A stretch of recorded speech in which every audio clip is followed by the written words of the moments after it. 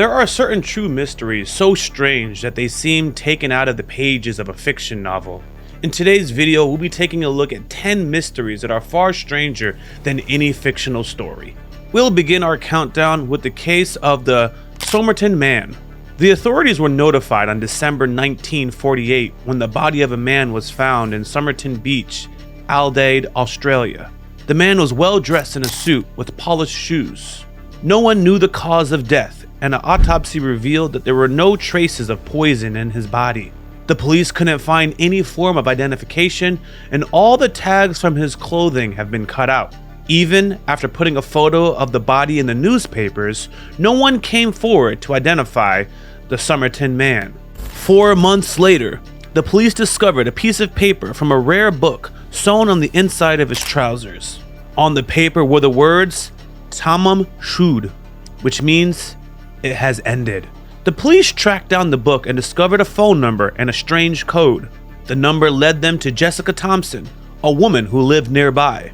She denied knowing the Summerton Man, but almost fainted when she was shown the bust of him, and she claimed she sold the book to a man named Alfred Boxall. Unfortunately, Alfred Boxall was alive at the time and still had the book he got from Jessica. In the end, the code ended up being unhelpful, and the mystery behind the Summerton Man is unsolved to this day. Coming in at number 9 is the D.B. Cooper's disappearance. Daniel Cooper, famously known as D.B. Cooper, bought a one-way ticket from Portland, Oregon to Seattle, Washington on November 24th, 1971. When the plane got in the air, Cooper handed the flight attendant a note telling her he had the bomb. He demanded $200,000, parachutes, and a refueling truck. The FBI and the Seattle police quickly assembled the ransom. Cooper let the passengers and some of the crew leave the plane before having the remaining crew refuel the plane and fly to Mexico City. He put on the sunglasses that would become part of his famous sketch during his flight. He took the parachutes and the money before jumping out of the rear door of the plane, and despite a massive manhunt for over 45 years, D.B. Cooper was never seen again. Coming in at number 8, the Chicago Tylenol murders. 7 people died in the Chicago area on September 29, 1982. After investigating poisoned Tylenol pills, the investigators on the case noticed that the Tylenol bottles of the victims all had a similar control number, MC2880, and they also noticed that the bottles had a distinct bitter almond smell. Blood tests on the victims revealed they had blood cyanide levels that were 100 to 1,000 times higher than the lethal amount. It was revealed that the Tylenol bottles were intentionally poisoned with potassium cyanide, but up to this day, no suspect has ever been convicted or charged with the poisonings. At number 7, we have the ghost ship of the Mary Celeste. In 1872, a ship called the Mary Celeste was found empty in the Atlantic Ocean. It was still in good condition and its cargo intact, except for a lifeboat which appeared to have been boarded in an orderly fashion.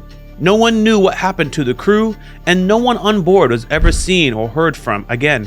The Mary Celeste was originally manned by Captain Benjamin Briggs, his wife, their 2-year-old daughter, and 7 crew members. They set sail from New York to Genoa, Italy, in November 1872, and their sudden disappearance sparked many theories, like mutiny or pirate attack, but the truth is still a mystery. Coming in at number 6, we have the mystery of the Circleville Letters. In 1976, people in Circleville, Ohio started getting scary letters with no return address. The letters accused Mary Gillespie, a school bus driver, and the school superintendent of having an affair. One of the letters even threatened Mary's husband Ron's life if he didn't stop the affair. Things got even scarier in 1977 when Ron died in a suspicious car crash involving gunshots. The sheriff ruled it as an accident, but more letters accused the sheriff of covering it up. Paul Freshour, Ron's brother-in-law, was convicted of writing the letters after there was an attempt to murder Mary via a booby-trap rigged pistol. However, the letters kept coming, even when he was in prison, and he even received one himself. Freshour was eventually released and maintained his innocence until he died in 2012. And to this day, the true identity of the Circleville letter writer remains unknown. Gripping our fifth spot, we have the death of the boy in the box. The body of an unnamed youngster was discovered in a box at an unlicensed disposable site in Philadelphia on February 25th, 1957. His body had just been bathed and his hair had just been cut. His left ankle, groin, and chin all had minor cuts that indicated he had a minor surgery.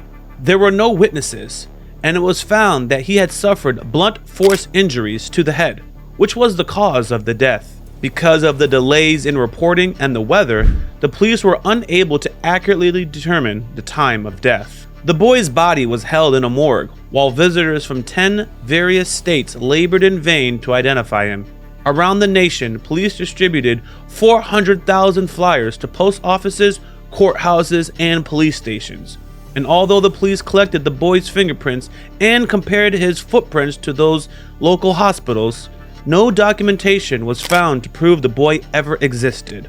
Unfortunately, the identity of the boy remains a mystery to this day. At number 4, we have the mystery of the Overton Bridge.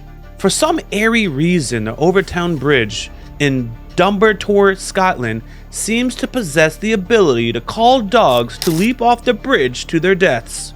Over 50 dogs have died leaping off the bridge since 1960. What's stranger is that of the hundreds of dogs that have leaped and survived, some return and leap off the bridge again, falling down 50 feet to the rocks below.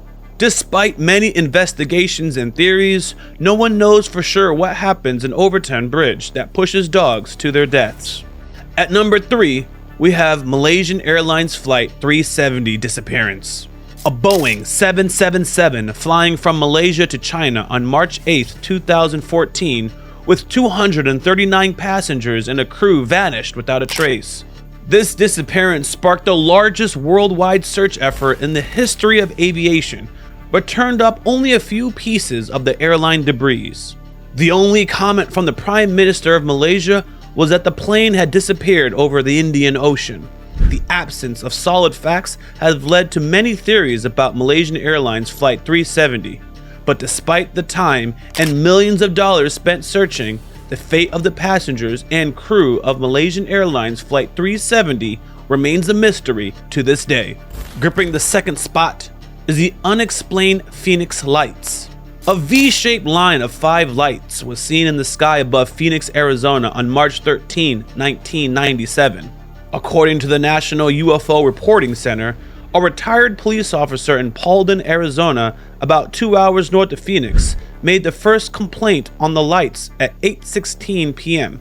Inquiries about the lights were made to the National UFO Reporting Center switchboard by over 700 alleged witnesses, including pilots, police officers, and military personnel. What's even stranger is that the lights were not picked up by the radars or the air traffic controllers, even though they could be seen in the sky with their eyes. The Phoenix lights remain one of the biggest mysteries of this day. Our final spot, number 1, the Leatherman. Known for his handcrafted leather clothing, the Leatherman was a special kind of wanderer who walked in an annual circuit between Connecticut and the Hudson Rivers, roughly between 1857 and 1889. Every 34 to 36 days, he would return to the villages he visited on his regular excursion, which carried him to places in western Connecticut and East New York. He lived in rock shelters and made food and supply stops at towns through his 365-mile circuit, and no one could say for certain what his occupation was. He had a usual store order which was recorded by one storekeeper. It was 1 loaf of bread, a can of sardines, 1 pound of fancy crackers, a pie, 2 quarts of coffee, 1 grill of brandy, and a bottle of beer. He was referred to as a leather-clad man in April 7, 1870 Burlington Free Press article. It says that he didn't talk much, and when people spoke to him, he would reply in monosyllables.